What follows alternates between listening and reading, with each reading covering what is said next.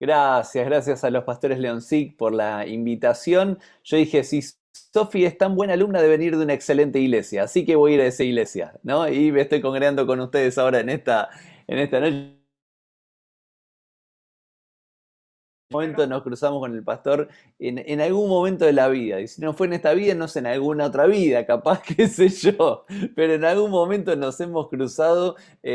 Capaz que se acuerda de mi peinado. Yo estoy casi seguro de eso. Que quedó flasheado por cómo me peinaba el jopo. Pero bueno, obviamente se van cayendo los valientes.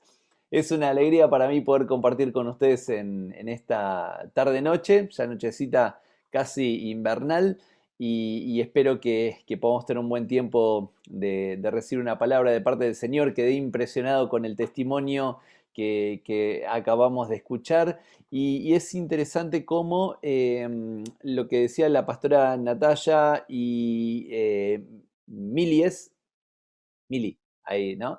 Tienen que ver con parte de lo que quiero compartir en esta noche con ustedes. No sé cuántos de ustedes serán de cuna cristiana.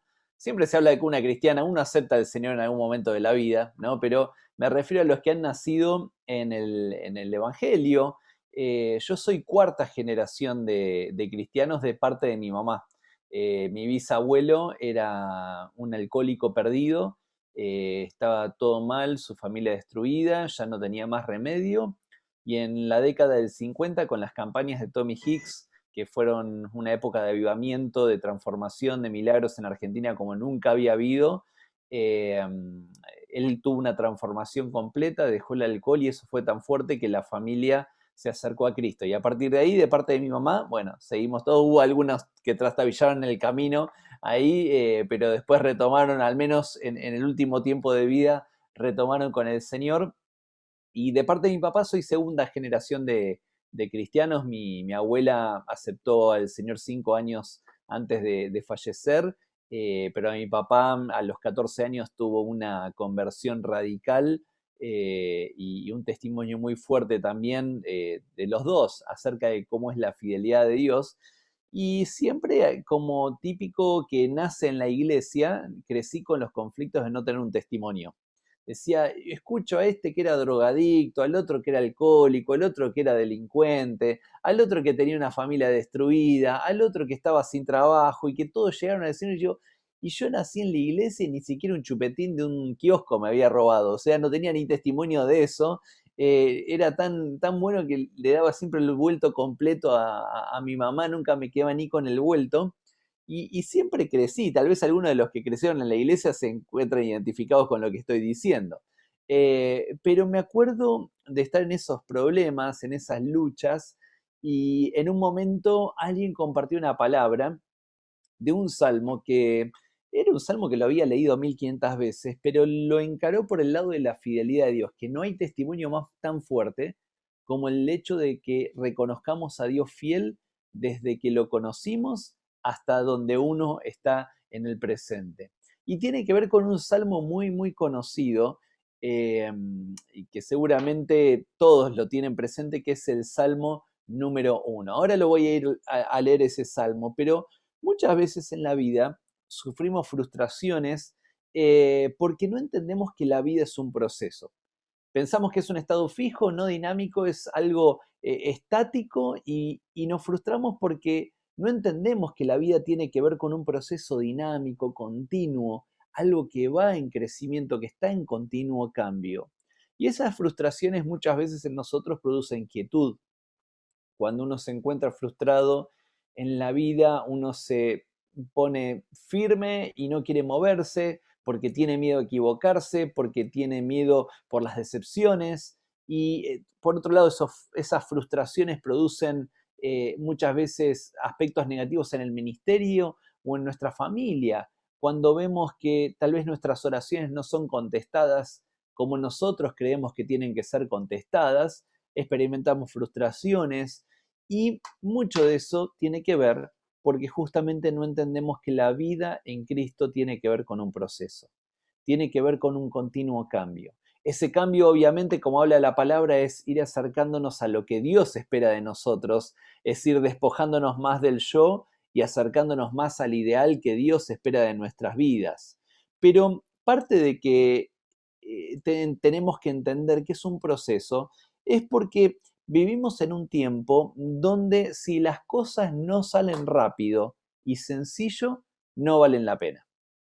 Vieron que estamos en una época de corridas, donde queremos que todo esté ahora a la orden del día y me cuesta esperar y no sé, tal vez algunos de ustedes se acordarán de antes que hubiera fibra óptica para internet o estuviese lo que es la banda ancha, uno se conectaba con el famoso teléfono que hacía todo ese ruido que parecía una charla con marcianos, ¿no? Y hasta que se terminaba de conectar el internet y uno se conectaba y parecía que estaba en otro mundo. Podían pasar 5 minutos, 7 minutos, 10 minutos de reintentos. Algunos de los más jóvenes no saben ni de lo que estamos hablando, ¿no? Los más grandes, obviamente sí nos identificamos. Pero hoy día, cuando de repente me deja de funcionar 2 minutos o que veo que no descarga una página o que el Zoom se traba todo, ya me estoy desesperando. Entonces, estamos en una dinámica social donde si las cosas no salen rápido y sencillo, hay que dejarlas de lado. O si cuesta bastante, buscamos la forma de adelantar ese trabajo costoso. Si veo que me está costando mucho esfuerzo, trato de encontrar alguna especie de atajo para poder llegar al mismo lugar. Ahora, hay un secreto. Ningún atajo permite un crecimiento progresivo como el de transitar el camino necesario. O sea, en el camino de Dios no existen los atajos.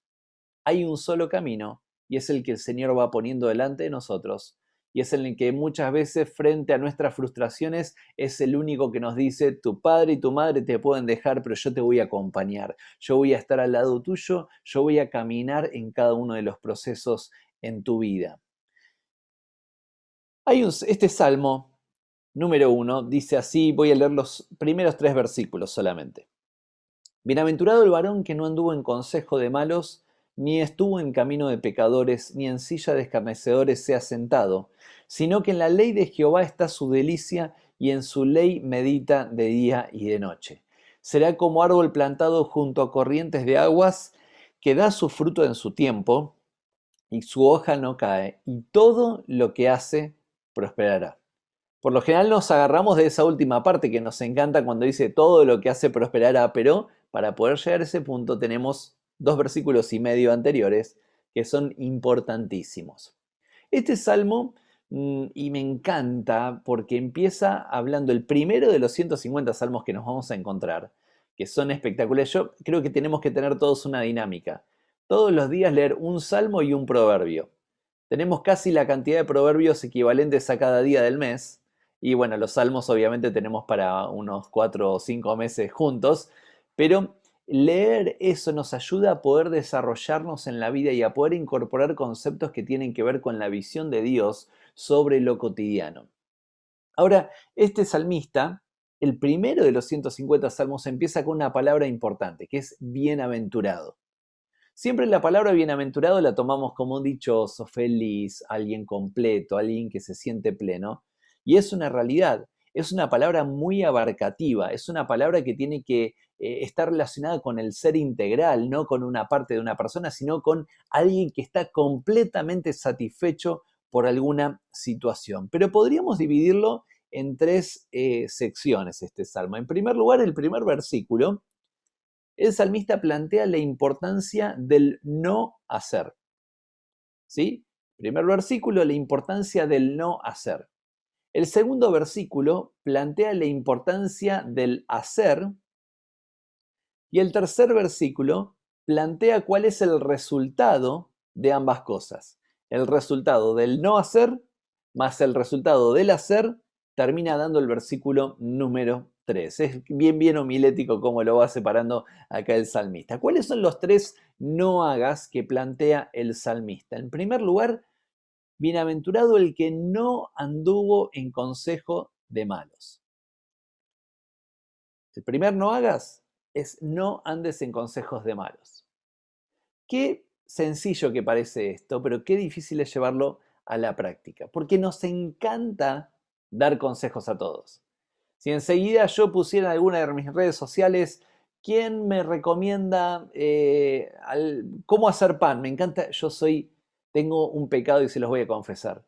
Soy amante del pan, me encanta el pan, amo el pan y en invierno es mi peor debilidad porque en una semana puedo subir 3 kilos a base de pan completamente, ¿no? Es un problemón que tengo con la harina.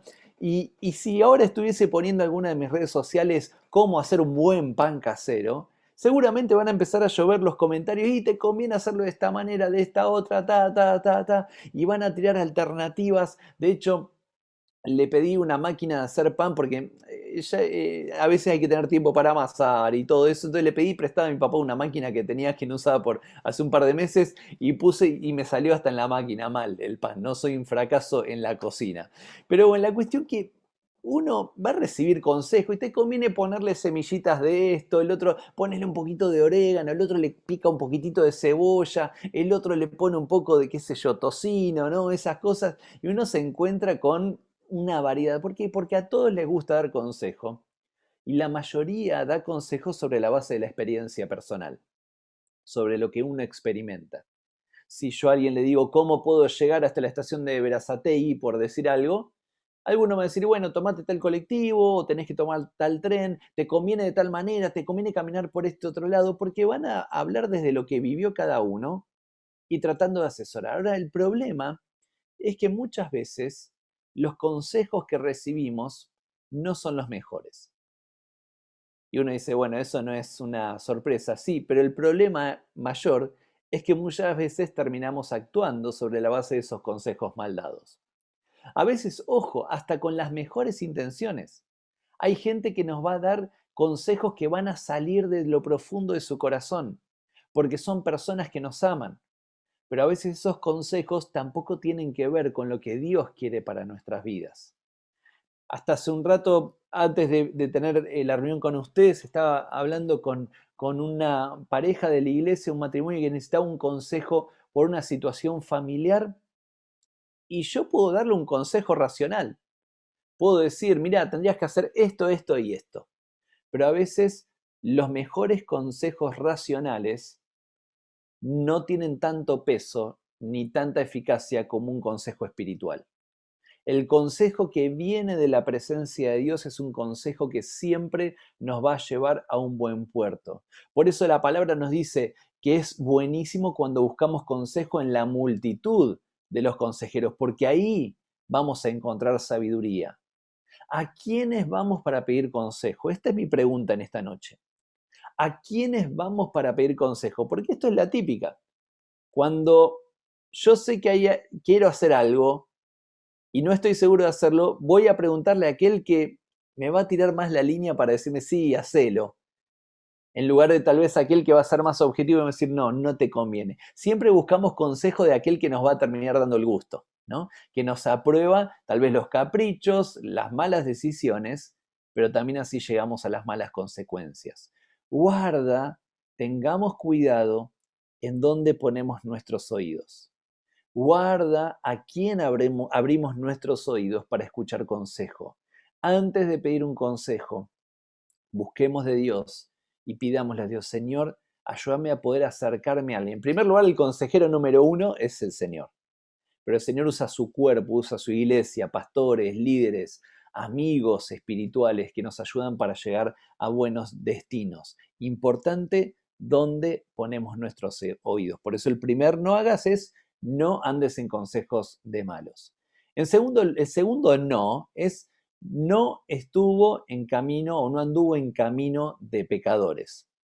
Básicamente lo que está diciendo el salmista acá es el que no se dejó arrastrar, el que no caminó en la misma corriente de personas que están de la vereda de enfrente. Personas que tal vez tienen muchas cuestiones todavía no resueltas y pueden corromper la vida íntegra que tratamos de llevar delante del Señor. No andar en camino de pecadores. Dice Proverbios 3:6, reconócelo en todos tus caminos y Él enderezará tus veredas. Qué bueno que cuando veamos al Señor, cuando ponemos nuestros ojos en el Señor nos dice por cuál camino tenemos que caminar, cuál es el camino que nos va a llevar y nos va a acercar a su propósito. Creo que toda decisión de lo que estamos acá, la decisión y la necesidad principal es que nuestra vida cada vez se acerque más al Señor y no se va a acercar por cualquier camino. Solo hay un camino y ese tiene que ver con la voluntad del Señor para cada una de nuestras vidas. Por eso, aprender a caminar en el camino correcto. Y el tercer no que dice es el que no se sentó en silla de escarnecedores. ¿Quién es o qué es un escarnecedor? Es una persona moralmente reprensible. Ahora, fíjense cómo esto va afectando, porque se habla acerca de sentarse en silla de escarnecedores, tiene que ver con tomar los hábitos de la otra persona y aplicarlos a uno mismo. Vieron que muchas veces, de acuerdo a con quién estamos, nos vamos transformando. Por ahí podemos tener, o pueden tener 30, 35, 40, 45, pero se juntan con personas que son de la misma edad. Vamos a ir a los varones, vamos a hablar de los varones, ¿no? Se juntan los varones de 30, 35, 40 años y parece que tienen 18, porque empiezan a hacer chistes y se ponen así. Y peor todavía si en la casa donde se juntan hay una play porque se arma un revuelo total, ¿no? Entonces es como que nos vamos adaptando muchas veces al contexto. Ahora, nos podemos adaptar a un contexto donde por ahí bajamos nuestro nivel de madurez un poquitito y bueno, a veces puede llegar a pasar, depende del grado de confianza que tengamos alrededor. Pero el problema está cuando traicionamos a nuestras convicciones por tratar de amoldarnos al contexto en el cual estamos. ¿Cómo es nuestra conducta en el trabajo? En medio de un grupo de personas que tal vez son moralmente reprensibles, ¿nosotros nos estamos adaptando a ellos o ellos se están adaptando a nosotros? ¿Cómo nos conformamos o cómo somos cuando estamos en medio de la familia que tal vez no conoce al Señor? O que conoce al Señor pero les gusta dar al pico pico ahí de la murmuración, al taca taca, y enseguida, bueno, ya estamos para abrir la boca, bueno, abrimos y contamos de todo el mundo todo lo que nos parece. ¿Cómo somos con los compañeros del colegio? ¿Cómo somos en el almacén? ¿Cómo somos en la despensa o en la ferretería? Qué fácil que es amoldarnos, seguir las corrientes de este mundo. Por eso Romanos lo dice bien clarito. Pablo dice, no nos adaptemos a las formas de este mundo, sino permitamos que nuestra mente sea renovada por el Señor directamente. Ahora fíjense qué sabio el salmista en cómo va desarrollando esta primera recomendación de los no hagas. Dijimos, en primer lugar, bienaventurado el que ¿qué? El que no anduvo en consejo de malos. En segundo lugar, el que no anduvo en caminos. Y en tercer lugar, el que no se sentó en silla de pecadores, de escarnecedores. Cuando escuchamos incorrectamente, empezamos a caminar incorrectamente. Y hasta cuando caminamos incorrectamente, hacemos morada incorrectamente. Nos sentamos en lugares erróneos. A veces que nos preguntamos, ¿cómo llegué yo acá? ¿Cómo llegué a este punto? ¿Cómo llegué a esta situación en la cual mi vida parece tan distanciada del Señor? ¿No será que empezamos escuchando de manera incorrecta? ¿No será que empezamos dando oído a conversaciones que no teníamos que escuchar y que tendríamos que haber cerrado completamente? Recordemos, no escuchemos para no caminar, para no terminar sentándonos. Esos son los tres primeros no que habla el salmista. Pero por otro lado, nos dice, en contraposición a lo que no tenés que hacer, hacé lo siguiente. Y esto está en el versículo 2, que dice, sino que en la ley de Jehová está su delicia, y en su ley medita de día y de noche. Hace años atrás, en un congreso de educación bíblica en otro país, alguien dijo algo muy importante. Vivimos en una época de analfabetismo bíblico. La gente cada vez sabe menos de la Biblia, conoce más de autosuperación, conoce más de relaciones interpersonales, conoce más de geografía, conoce más del clima, conoce más de los virus, conoce más de todo, pero conoce cada vez menos la Biblia. Yo me acuerdo cuando era chico, iba a la escuelita dominical, el famoso espadeo bíblico, era de las competencias donde uno tenía que recordar versículos bíblicos y ganaba premios, que era un chocolate, un alfajor, esa cosa, obviamente, ¿no? Era de acuerdo al bolsillo de la iglesia lo que se podía regalar como premio, era lo máximo un alfajorcito o un topolino o algo por el estilo. La cuestión está en que había un incentivo para buscar la palabra. Había algo que movía las vidas y la gente recordaba, pero ¿por qué? Porque no había tantas distracciones como las que estamos viviendo hoy día. Si nos ponemos a pensar un poquitito, ¿por qué la gente grande tiene de memoria más versículos que tal vez los que somos un poco más jóvenes? Porque los que somos más jóvenes tenemos más situaciones para distraernos y nos enfocamos menos en la Biblia. Me acuerdo mi papá cuando yo era chico, era mi papá y mamá, los dos, era en el momento del desayuno antes que se fueran a sus trabajos y eso, la Biblia abierta en la mesa. Era el café con leche, el mate cocido, lo que sea, y la Biblia abierta. Y yo le decía a mis papás, oh, otra vez bibliando ustedes, ¿no? Porque los veía todo el tiempo leyendo la Biblia. Hoy día uno va a la casa y lo que menos encontrás abierta es la Biblia. Uno encuentra el celular, almuerzo con el celular todos en la mesa, el desayuno con todo el celular, y uno dice, no, pero tengo la Biblia en el celular. Bueno, estoy seguro que si te llega un mensajito de texto en el momento que estás leyendo el Salmo 119, vas a cortar en el versículo 87 para poder leer el mensajito ese. ¿Por qué? Porque tenemos un montón de distracciones. No permitamos que la Biblia tenga competencia. No permitamos que la Biblia quede de lado por las distracciones que tenemos hoy día, que Netflix, que Amazon, que el cable, que la novela, que MasterChef, que PolitiChef, que todos los chefs que hay por ahí dando vuelta, queden a un lado y podamos enfocarnos directamente en la palabra del Señor, porque es lo que va a traer vida a nuestras vidas. Es lo que va a traer una nutrición a nuestros corazones. Por eso la palabra misma dice, lámpara es a mis pies tu palabra y lumbrera mi camino. Si queremos caminar por caminos derechos, si queremos caminar por caminos que nos acerquen a Dios, tenemos que darle lugar a la palabra para que vaya guiándonos en el día a día. La palabra es la que nutre nuestras vidas para dar de comer a los demás. Si yo no me alimento de la palabra, le voy a empezar a dar comida podrida a los que están necesitados de una buena palabra. Si yo no dejo que los ríos de agua viva que corran en mi interior con la palabra, voy a hacer que los demás mueran deshidratados. Hermanos, tenemos en nuestras manos, en nuestra boca, un recurso único. Palabras que edifican, palabras que traen esperanza, palabras que traen paz, que es lo que el mundo está buscando en este tiempo. Y tal vez por dejarla de lado e irnos detrás de las distracciones, estamos haciendo que haya gente que se muera espiritualmente porque no llega la palabra justa a sus vidas para nutrirlos. En la ley de Jehová medita de día y de noche. En la ley de Jehová está su delicia. En la ley de Jehová encuentra un curso para su vida. Por eso el salmista dice, no hagas tres cosas. No pongas tu oído a los consejos de los malos, no andes en camino de pecadores, no te sientes en silla de escarnecedores. Al contrario, empezá a buscar en la palabra, empezá a nutrirte. No le des competencia a la palabra porque ella va a ser la que va a generar un paladar, va a ser dulce a tu paladar y vas a poder meditar durante todo el día.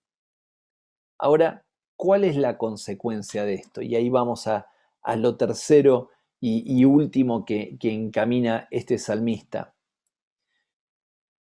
Y esto lo tenemos en el versículo número 3. Si yo les pregunto, ¿qué es lo más visible que sale a la luz en este versículo? Cuando vamos al versículo número 3, dice, será como árbol plantado junto a corrientes de aguas que da su fruto. Hay un problema que tenemos acá en casa, que nos encanta la fruta y la verdura, nos encanta. Cata y Felipe, tengo dos hermosos hijos, Cata de 13 años, Felipe de 9, y les encantan las verduras, tartas de verdura, es increíble, ¿no? Es un milagro, pero estamos súper contentos. Ahora, todavía no entendemos por qué de repente le gusta la zanahoria entera y no le gusta la rallada. Esas son cosas que solamente son caprichos de niños. Pero bueno, al margen de eso, estamos contentos porque le gusta la verdura. Pero tenemos un problema en casa, que si no vemos la verdura en la, ¿cómo se llama? No vemos la fruta, perdón, en la frutera, vieron que hay un tipo así, unas canastas donde se ponen ya lavaditas, no, me da fiaca sacarla de la heladera, lavarla y todo eso, es como que queremos que esté todo ahí a la mano rapidito. Volvemos a lo que habíamos hablado al principio. Pero acá nos habla la palabra que da fruto. Ese dar fruto habla de una manera natural. Es natural que un árbol frutal dé algún tipo de fruto de una manera no forzada. Si planto un limonero, voy a querer que plante, mi mamá plantó, tiene una casa atrás nuestro y plantó un limonero hace unas semanas atrás y le digo, mami, plantalo cerca de la medianera, así cuando crece nosotros no tenemos que dar toda la vuelta y ya le sacamos los limones de ustedes. Si planto un limonero, voy a sacar limones, planto un durazno, voy a sacar duraznos de ahí, o sea, es lo lógico que dé fruto acorde al tipo de árbol. Por eso Juan, el Bautista, él decía cuando venían a ser bautizados, den frutos dignos de arrepentimiento. Cuando hay arrepentimiento en nuestra vida, lo más lógico es que tendría que haber algún tipo de fruto. Por eso la gente se le acercaba a Juan y le decía, ¿y nosotros qué vamos a hacer? Y dice, bueno, el que tiene 2 túnicas, déle al que no tiene, y el que tiene que comer, haga lo mismo con el que no tiene. A los soldados le dice, no extorsionen a nadie, conténtense con el salario. A los publicanos le dice, no hagan ningún tipo de manejo raro, turbio de la plata. O sea, muestren que realmente hay un fruto en la vida de cada uno. Hermanos, cuando aprendemos a no hacer ciertas cosas que la palabra nos dice que no hagamos y le damos lugar a lo que tenemos que hacer como indicación de Dios, vienen los frutos a nuestra vida. Es imposible que no haya fruto en nuestra vida. Pero hay una clave. Dice, da su fruto. Ahí saltó el cronómetro maldito ese que me está corriendo con los minutos y los segundos. Bueno, da su fruto a su tiempo. Y acá es la parte que no nos gusta. Un árbol plantado de pequeña edad, recientemente plantado, no va a dar frutos comestibles o no va a dar tantos frutos. Tiene que pasar un tiempo hasta poder observarlo. No vamos a ver los resultados casi nunca de manera inmediata. En muy pocas ocasiones de la vida vamos a ver resultados inmediatos. ¿Por qué? Porque en la mayoría de las circunstancias Dios nos quiere enseñar a atravesar procesos en los cuales nuestra vida tiene que aprender a crecer. Por eso tenemos que ejercitar la paciencia. Tenemos que aprender a ser pacientes. Yo ahora soy menos impaciente de lo que era de chiquitito. Antes de chiquito era insoportablemente impaciente. Y era, ay, quiero todo esto, quiero esto. Y mis papás estaban hartos de que sea tan impaciente. Entonces mi papá agarró y me dice, bueno, ¿vos querés esto? Sí, papi, quiero eso. Bueno, repetí conmigo. Sí, ¿qué tengo que repetir? Y yo le decía, tengo que aprender a esperar, ¿no? Y me lo hacía decir una y otra vez. Tuve que ir al psicólogo porque quedé traumado con esa frase de tantas veces que me lo dijo mi papá, tengo que aprender a esperar, tengo que aprender a esperar. Y aprendí a esperar en muchas cosas, todavía el Señor me sigue enseñando a esperar en muchas otras, pero tiene que ver con un ejercicio. O como ese que dice, quiero paciencia y la quiero ahora, ¿no? Ni siquiera para pedir por paciencia tenía paciencia, estaba desesperadísimo. ¿Cómo nos gusta acelerar los procesos de Dios? ¿Cómo nos gusta decir, Señor, me parece que tendrías que hacerlo un poquitito más rápido? Me imagino aquel ciego en el cual Jesús untó barro en sus ojos y empezó a ver al principio las personas como árboles. Él podría haberle, che, Dios, Jesús, ponete las pilas y dale, ya quiero ver a la gente normal, no quiero verlos como árboles. Me imagino la impaciencia, pero no se dejó llevar por eso. Ahora, ¿cómo nos gusta a nosotros acelerar los procesos de Dios? Uy, no, 2 años esperar para esto, Pienso en Sofi, los 5 años del SIM tiene que hacer. Ahí, ¿cómo es el nombre de tu marido, Sofi? Diego. Diego. Diego, decir 5 años, ojalá se pudiera hacer más, y si haciendo todas las materias completas, ¿no? Obviamente sacándose buenas notas como lo está haciendo Sofi, digo, ay, 5 años, 5 años, y capaz son 6, capaz son 7, y uno diría, ¿no se puede hacer en un año? No, lamento, Diego, decírtelo, pero no se puede hacer en un año, así que los sábados por 5 años vas a tener ahí a Sofi complicada frente, bueno, esperemos que no sea solo un Zoom, ¿no? Que pueda O ser hacemos un presencial. internado, si no. Uy, bueno, ahí está, ahí se complicaría un poquitito. Gracias, Dios, por los 5 años, ¿no? De los sábados. Entonces, el punto está en que uno dice, ay, quiero que se acelere. Los procesos acelerados no tienen el mismo resultado que el proceso natural. Lo podemos ver en un asado, a mí me encanta hacer asado. Bueno, con la crisis unos excelentes asados osobuco estamos haciendo últimamente, ¿no? Porque es lo único que se puede poner a la parrilla o verdura a la parrilla. Pero a mí me encanta. Yo sé que si voy a hacer un asado me va a llevar 2 horas más o menos, que es lo que a mí me gusta.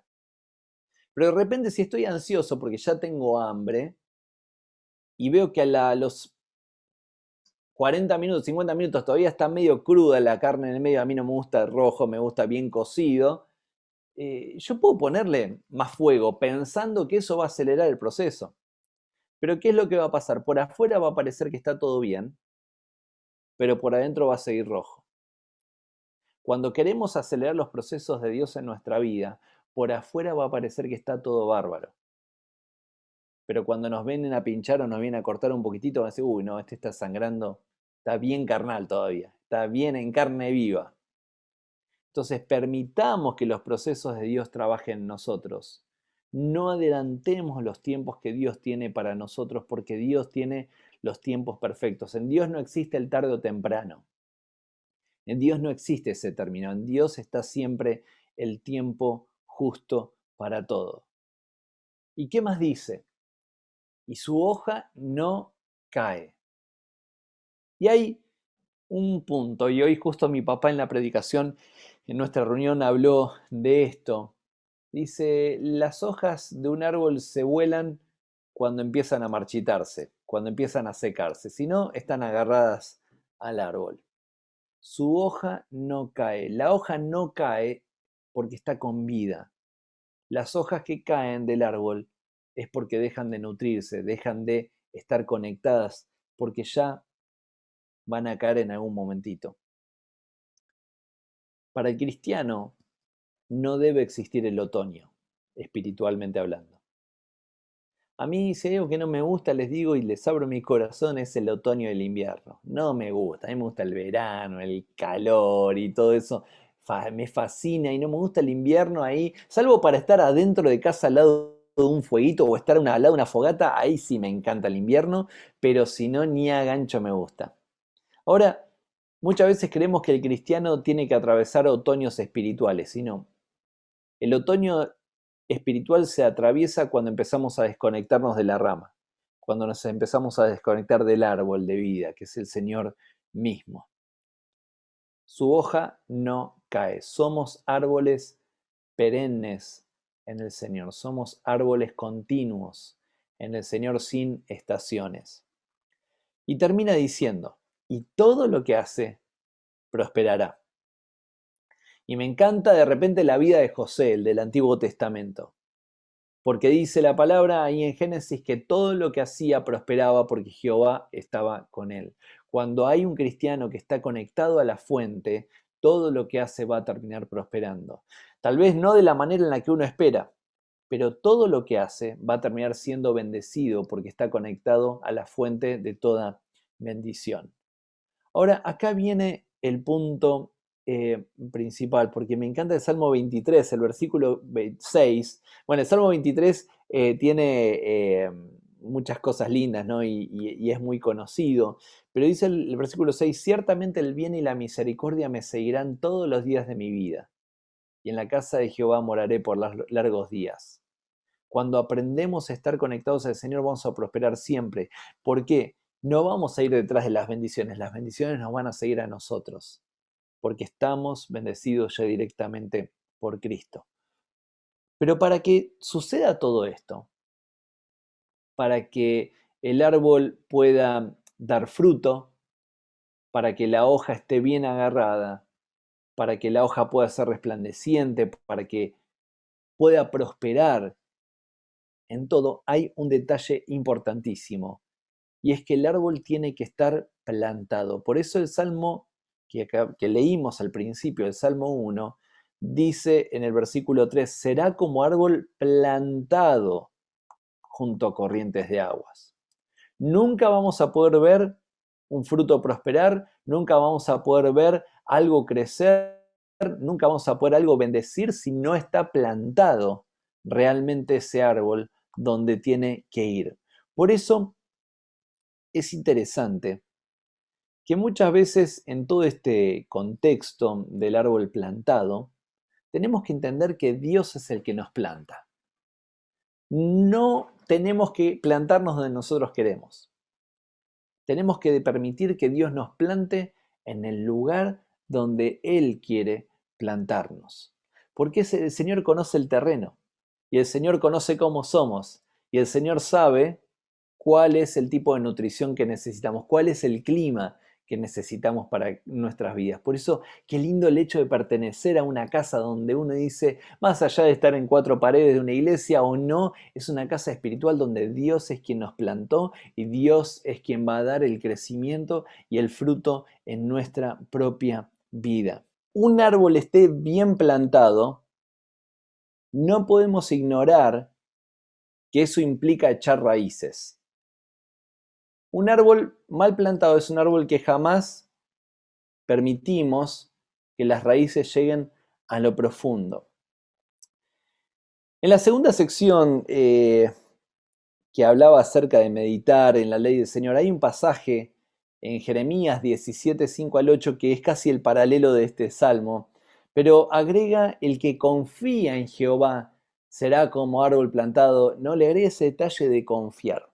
Por eso es lindo hacer un paralelo entre estos dos textos, el de Salmos y el de Jeremías 17, porque para ser plantado o el ser plantado y echar raíces significa tener confianza en Dios. Y hoy habló, la pastora habló, Mili habló acerca de confiar en el Señor, la fe en el Señor, la confianza se traduce en fe. La palabra griega que se utiliza para fe se puede traducir como fidelidad, confianza. Entonces, para poder ser plantados y echar raíces, esas raíces son la fe que cada uno de nosotros vamos desarrollando. ¿Cómo desarrollamos esa fe? A través de la búsqueda de Dios. Qué importante poder apartar un tiempo específico para buscar el corazón de Dios en el día a día.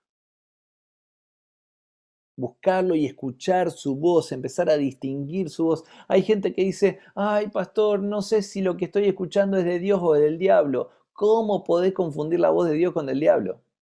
Eso me causa intriga. Yo confundo las voces cuando por ahí no conozco demasiado las voces. Pero cuando empiezo a escuchar, por ejemplo, mi esposa tiene 3 hermanas y un hermano. Cuando hablábamos por teléfono, allá por el año 2000, 2001, que llamaba para Misiones, ya es de Misiones, atendían mis cuñadas y yo no me daba cuenta si era la voz de mi esposa, de Débora, que en ese momento éramos novios, recién puesto de novios, o era la voz de mi cuñada. Entonces empezaba a hablarle, hola mi amor, ¿cómo estás? No, soy tu cuñada, o sea, no, la Débora está por allá, más en el fondo de la casa, no me decía. Y yo, ay Dios amado, encima veía que se me iban consumiendo los créditos ahí del locutorio, me quería volver loco porque salía un parto la comunicación allá. Hoy tienen una ventaja los novios que hasta se miran, ¿no? Hablando por teléfono. Antes había que ahorrar cada mango para poder llamar por teléfono, o la cuenta le venía a mi papá directamente cuando usaba el teléfono de casa. Pero bueno, no le digan eso. La cuestión está en que al principio me confundía las voces, pero cuando empecé a charlar cada vez más con Débora, me daba cuenta cómo era su voz. Que era una voz dulce, tierna, amable y no diabólica como la de mi cuñada, no, era una voz linda, linda. Pero en el momento de la falta de conocimiento era probable que no me diera cuenta. Bueno, hermanos, cuando empezamos los caminos del Señor, puede ser que nos confundamos, qué es lo mío, qué es de Dios y esto y otro, pero cuando empezamos a agudizar nuestro sentido auditivo, cuando empezamos a afinar nuestro corazón, empezamos a darnos cuenta que esa voz no es de alguien de acá, no es el yo, sino que es Dios que nos va guiando. ¿Y cómo lo vamos conociendo? Charlando con Él. Aprendamos a charlar con Él. No tiene que ver con protocolos, no hay que ponerse mascarilla para hablar con el Señor. Podemos hablar cara a cara, podemos ser bendecidos por Él, podemos escuchar y podemos hasta poner nuestro oído sobre su corazón. Ahora, esa fe, esa confianza es como el trabajo de la raíz. ¿Por qué? Porque es la que nos permite arraigarnos en la verdad de Cristo. ¿Y cómo es el movimiento de la raíz? Es impresionante y creo que más de uno lo hemos notado eso. Y hay dos formas en cómo se van desarrollando las raíces. Hay veces que, depende del árbol, hay raíces que van para abajo, depende de la altura del árbol que tenga, y hay otras raíces que si el árbol es muy frondoso, generalmente son expansivas como para poder generar algún tipo de equilibrio en la planta. Pero esas raíces que se van para los costados, que generalmente plantamos árboles en la vereda de las casas con esas raíces, tienen dos formas, ¿no? Una, las raíces van levantando, son tan fuertes que van levantando la vereda. Y algunos nos acordaremos porque nos hemos llevado más de un tropezón, ¿no? Caminando, e insultamos al dueño, al vecino, a todo, pues después de habernos roto el dedo gordo chocándonos la raíz o el piso levantado. Y hay veces que cuando esa raíz se choca con algún impedimento, ¡plim!, pega para otro lado y va buscando algún otro lugar. Pero hay veces que las raíces son tan fuertes que no importa si es un encadenado, no importa si es un contrapiso con hierro del 8 o del 10, lo levanta igualmente. Y así tiene que ser nuestra fe, así tienen que ser nuestras raíces con el Señor. Hay veces que nuestra fe nos va a permitir encontrar la salida frente a algunas adversidades, frente a algunos problemas, pero otras veces van a presentarse impedimentos e encadenados espirituales donde de acuerdo a nuestra fe, a nuestra confianza, hasta nos va a dar las fuerzas para levantar, para correr del medio todo lo que se interponga. Darle lugar a nuestra fe. Si estamos hoy acá, después de un año y medio de pandemia, sin poder abrazarnos, sin poder juntarnos, es porque sin duda cada uno de los que estamos acá aprendimos a echar raíces. No nos dejamos llevar puestos con todo este viento de la pandemia, sino que el Señor nos permitió estar arraigados en Él. Así tiene que ser nuestra fe, así tiene que ser nuestra circunstancia. Y con esto termino. ¿Qué es lo que nos llama la atención cuando estamos frente a un árbol? Generalmente vemos, wow, lo grande del árbol, frondoso, una copa gigante, los colores de las flores que puede llegar a tener el árbol, lo alto que puede llegar a ser el árbol. Nos quedamos deslumbrados por todo eso. Pero no es tan importante eso como lo que no se ve, que son las raíces. Lo que pasa es que nos dejamos fascinar por lo que perciben nuestros ojos a primera vista. Pero desconocemos que para poder haber llegado así, primero hubo que haber llegado para abajo, expandido para abajo.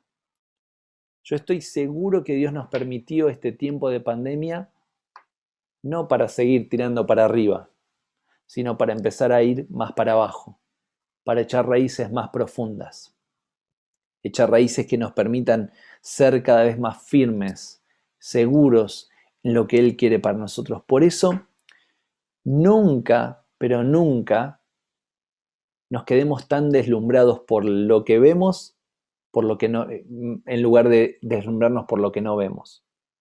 No pongamos tanto énfasis en las cosas tangibles, en lo estético, en lo grande o en lo pequeño. No, no, no, no. Aprendamos a mirar las cosas que no ve el hombre. Aprendamos a mirar esas cosas que se ganan de rodillas en un cuarto a solas con Dios. Aprendamos a echar raíces a lo profundo para poder soportar el día a día frente a un montón de adversidades. O sea, nunca te pongas tan contento por el color de tus hojas o lo alto de la copa de tu árbol, sino por la profundidad de tus raíces. ¿Dónde estamos anclados? Porque esas profundidades de las raíces son las que van a determinar cuánto tiempo vas a permanecer en pie. La profundidad de esas raíces van a determinar de dónde te estás nutriendo para poder seguir saliendo a flote en el día a día. La profundidad de las raíces van a determinar cuán lejos vamos a poder llegar. ¿En dónde estamos poniendo el énfasis? ¿Dónde estamos haciendo hincapié? Acordémonos que la vida tiene que ver con procesos. Y para poder llegar profundo, no tenemos que escuchar el consejo de los malos, no tenemos que caminar en camino de pecadores, no tenemos que sentarnos en sillas de escarnecedores, sino que tenemos que aprender a darle lugar a Dios en nuestras vidas, a buscar en su palabra, a buscar en su presencia, porque eso es lo único que nos va a dar las fuerzas para poder perseverar en los momentos difíciles, en los momentos en los que no vemos los resultados. Me imagino, a ver, es algo que nos ha pasado a todos en este tiempo. Señor, ¿dónde están los resultados? ¿Por qué estoy viviendo esto? ¿Por qué me está pasando de otro? Acordate que a veces puede ser que estemos viendo lo que estamos viviendo, hablo particularmente de las situaciones personales, porque tal vez pusimos oídos donde no teníamos que poner, porque tal vez caminamos donde no teníamos que caminar, porque tal vez nos sentamos donde no nos teníamos que sentar. Pero si sabemos que le dimos lugar a la palabra, muchas veces pueden venir esos pensamientos: Señor, estoy en un proceso tan largo y quiero ver los resultados. Tanto tiempo de sembrar, tanto tiempo de llorar, tanto tiempo de buscarte. ¿Y dónde están los resultados? Acordate lo que dice el versículo número 3. Que el fruto viene en el tiempo, en su tiempo. Y que en él no existe un tarde o temprano. Y si estuviste sembrando con lágrimas por mucho tiempo, si estás sembrando con lágrimas, no esperes cosechar mañana, ya con regocijo. No esperes ver el fruto mañana. Sabe que el fruto va a venir de parte de Dios en el tiempo oportuno, en el tiempo exacto. Porque los procesos son para transitarlos, no son para generar atajos. Acordémonos siempre, en los caminos de Dios no existen los atajos. Los atajos los quieren los inmaduros.